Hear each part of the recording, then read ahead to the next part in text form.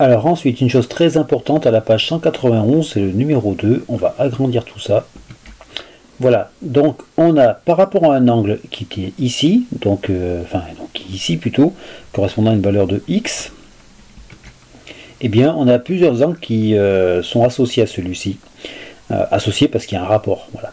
Donc si on prend la longueur qui est là, donc la longueur de l'arc ou la longueur de l'angle, peu importe, on la retrouve également ici, en faisant donc finalement que l'angle x est égal à l'angle pi sur 2 moins x, qui est marqué là, voilà, c'est lui là. Hop, voilà, on appelle ça l'angle complémentaire, puisqu'il se trouve que lui plus lui, bah, ça fait pi sur 2, voilà, au sens normal de complémentaire.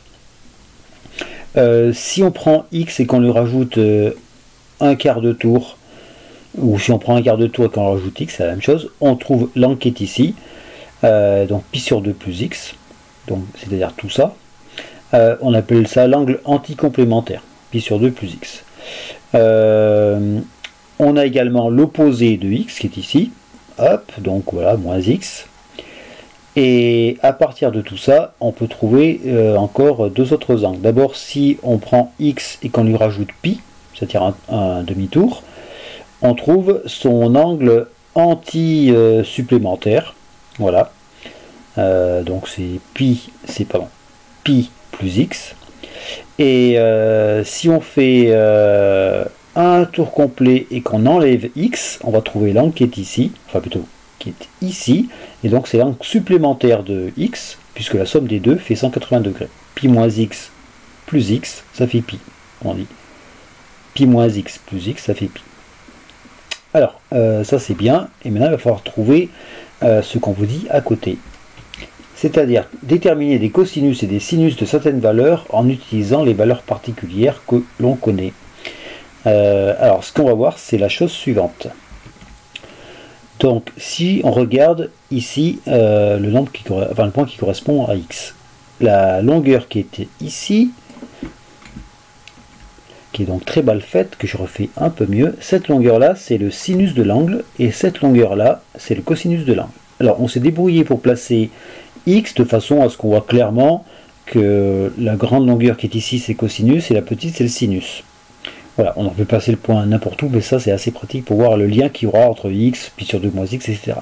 On peut remarquer par exemple que pour le nombre qui est, enfin le point qui est là, on retrouve la longueur qu'on avait mis en double ici, et la longueur que l'on a mis en simple ici.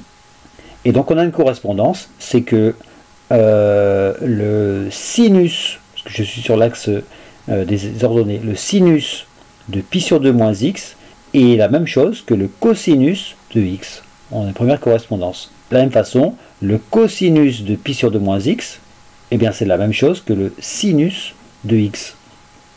Et enfin, et ensuite on peut donc faire la même chose avec les autres. Par exemple, une autre longueur double, hop, on peut la retrouver ici. Et la longueur simple est également là. Donc par exemple, le cosinus qui est ici de pi sur 2 moins x, d'abord il est négatif, et sa valeur absolue, elle vaut ceci. Autrement dit, le cosinus de pi sur 2 moins x, il vaut moins le sinus de x. D'accord? Parce qu'il est négatif, et en termes de valeur absolue, c'est la même chose que ça. Et on a le sinus de pi sur 2 moins x, qui vaut le cosinus de x. Et on retrouve ça un peu de partout. Par exemple, je ne sais pas, on va en prendre un au hasard, ici. Hop! Quand on a un angle et son angle supplémentaire, eh bien on peut constater qu'ils ont le même sinus. Donc sinus de pi moins x est égal au sinus de x. Par contre, leurs cosinus sont opposés. Le cosinus de pi moins x, c'est moins le cosinus de x. Voilà. On peut constater de la même façon ici. Là, ils ont non seulement le sinus qui est opposé, hein, moins la longueur qu'on a dit, qui est ici, ils ont également le cosinus qui est opposé. Donc, cosinus de lui, c'est moins cosinus de lui. Et pareil, sinus de lui, c'est moins sinus de lui. Voilà, etc. Et à nouveau ici.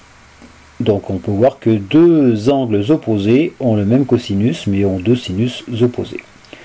Voilà, si vous avez compris le principe, vous avez compris un truc important. Donc par exemple, cosinus de, je sais pas moi, n'importe quoi, pi moins x égale quoi? Eh bien le cosinus de pi moins x, hop, on place pi moins x, hop, on regarde son cosinus, cette longueur là, elle est négative, et elle vaut la même chose, sinon, que le cosinus de x. Voilà, une égalité qu'on peut avoir, et ça c'est valable quel que soit x, qu'il soit ici ou ailleurs. Voilà. Le fait qu'il soit placé ici, avec un cosinus qui soit bien plus long que le sinus, c'est pratique pour arriver à repérer les longueurs, mais ça pourrait marcher n'importe où ailleurs. Qu'on soit dans ce quart de cercle, ou même ailleurs, ça marche aussi. Voilà. Donc avec ça, on peut en déduire par exemple que, je sais pas moi, le cosinus de 5pi sur 6, hop, mais qu'est-ce donc que 5pi sur 6? Et bien c'est 6pi sur 6 moins pi sur 6, et bien c'est la même chose que donc ce qui est ici, donc 6pi sur 6 ça fait pi, moins pi sur 6, et bien ça vaut la même chose que le cosinus de, que moins le cosinus de pi sur 6. Hop, je vais mettre des parenthèses, j'en mets pas tout le temps, je vais les mettre parce qu'en fait cosinus et sinus sont des fonctions, et c'est comme si on écrivait f de x, voilà. Même si vous verrez souvent, notamment en post-bac, qu'on écrit juste cos x sans les parenthèses. Voilà.